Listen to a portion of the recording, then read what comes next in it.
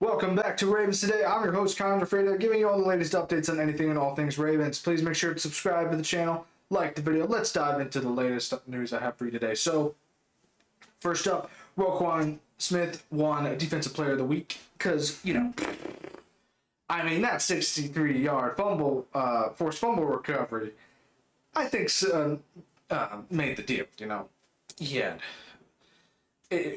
It was just beautiful to watch, silencing all the doubters and everything. But let's dive into why he also won this as well, because that pretty much put the nail in the coffin for him to win Defensive Player of the Week. But he in that same week he had 15 tackles and 3 tackles for a loss. It was just a complete silence of the doubters game for him.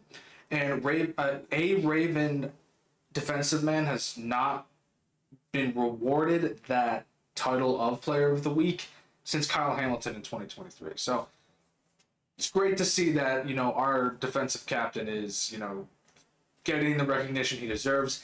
And also, I feel like the Browns game really did a number for me to say, oh wow, he really wanted to put the doubters to sleep, to say that he still got it and he's not sluggish and he's not slow, especially after the Bills game. So, but anyway, Defensive Player of the Week, I hope to see more of this, not just from Roquan, but from more Ravens players getting that acknowledgement as well. Moving on, so where is Keaton Mitchell? Why hasn't he been playing? Harbaugh mentioned this the other day when asked. He said that the main reason is numbers, that he has to think about Derrick Henry, he has to think about Justice Hill, he just has to think about guys and just think about how many reps they're going to take. I'm like, who cares? Justice Hill, so far, it hasn't been it. I'm sorry, like later on in the season, he'll probably have a lot of, a lot more great plays, but put in Mitchell. He's 100% healthy. Comment down below here, because I'm missing something.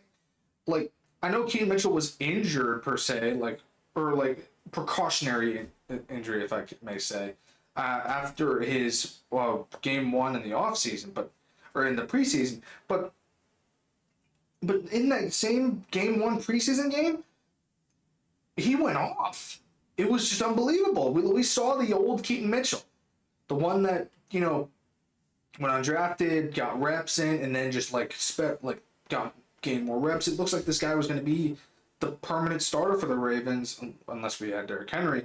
But then he tore his Achilles, and that was it. So I'm just confused here. Please comment down below what your thoughts on, because I want to see more Keaton Mitchell in the lineup. Because at this point, I'm like, why don't we just replace Justice Hill for the any pass plays? Because Justice Hill is a great pass game run back, and we put Keaton Mitchell in to take more reps when Derrick Henry needs rest or something like that. I don't know.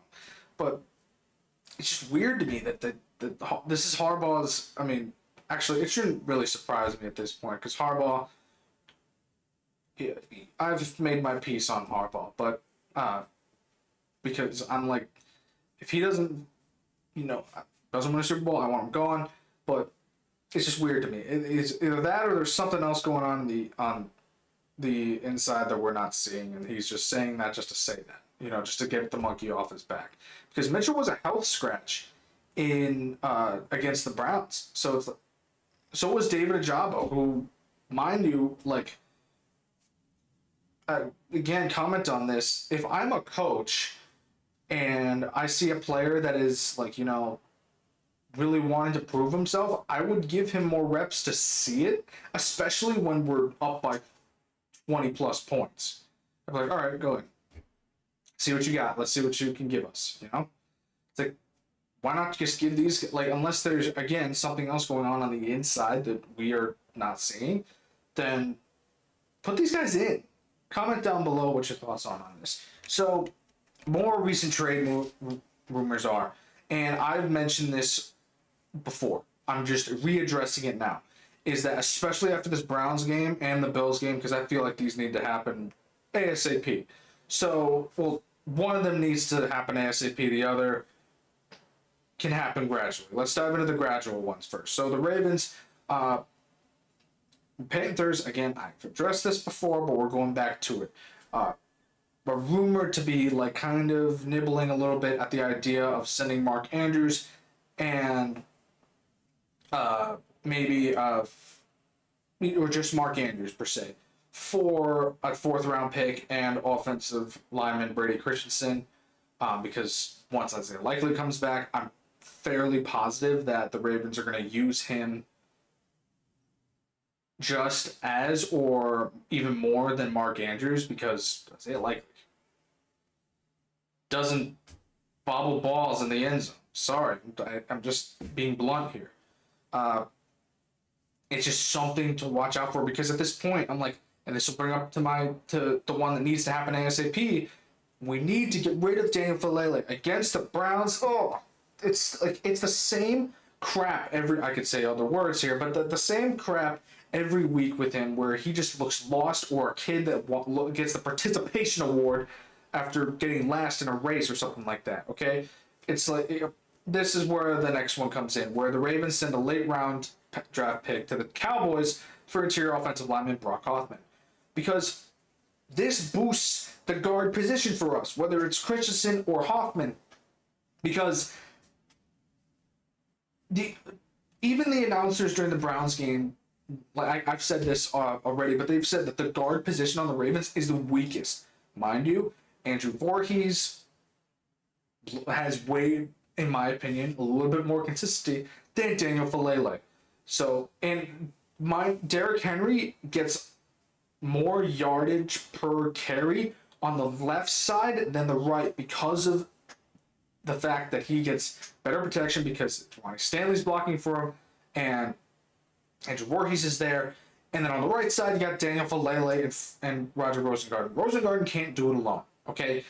You got to open up lanes, and Falele's not doing that. So let's go with this, okay? Let's please, like, if this is true, I want it to happen ASAP, because I want him to be gone. You'll see me on this channel go, he's gone, and then swinging around in my chair. That's how it's going. That's how excited I would be if the Ravens address this as soon as possible, because I'm done. I think every fan is done, and it's come to the point where when we face when we have the Chiefs in a couple of weeks, Chris Jones is gonna have a field day with him. He's just gonna toss him aside like a rag doll and chase after Lamar. That's how bad it's going to be. Myles Garrett had his way with him, and it's like any elite defensive lineman is just going to have his way with him, and it's just going to look bad. Okay, please make this happen ASAP. On a much brighter note here, Monday Night Football festivities, people. So it's gonna go like this. It's gonna, obviously, the offense will be introduced. Carmelo Anthony is going to be the team's honorary captain. I mean, no surprises there. Carmelo Anthony's from Baltimore. Michael Pierce is legend of the game. Heck yeah, I hope they replay the interception he had in the season finale last season, or the regular season finale last season. Good Charlotte will play at halftime, and LED wristbands will be given out at the stadium. I hope that everyone enjoys their time at the stadium, because if I'm going out of all of that there, I just really want to see the video package of Michael Pierce getting his interception on, I think it was Bailey Zappi.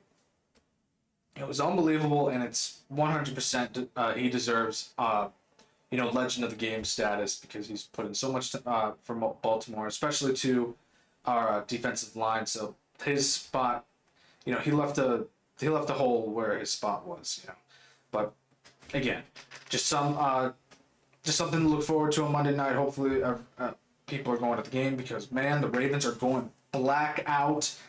The best, in my opinion, the best alternative uniform, not just on the Ravens, but in the NFL. It just looks so good on the Ravens. Okay, black, a little bit of purple. You can't get anything better than that. Thank you for tuning to Ravens Today. I'm your host, Connor Gioffreda. Again, subscribe to the channel, like the video. I will catch you all later.